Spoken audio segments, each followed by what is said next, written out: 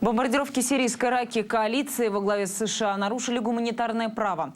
К такому выводу пришли эксперты международной амнистии, которые побывали в разрушенном городе.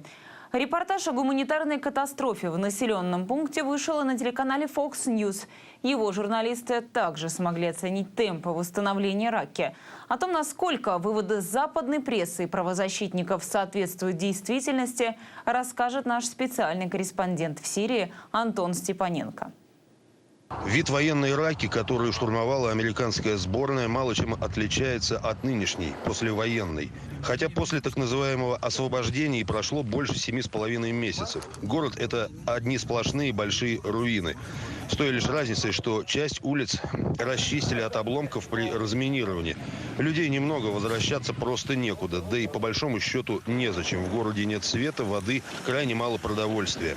Относительно целыми остаются окраины этого города, где и живет основная часть нынешних горожан. Чем ближе к центру, тем разрушений все больше. То, что было известно и видели журналисты, теперь подтвердили международные эксперты правозащитной организации Amnesty International. Бомбардировки западной коалиции в сирийской Ракке нарушили международное гуманитарное право и поставили под угрозу жизни мирных граждан.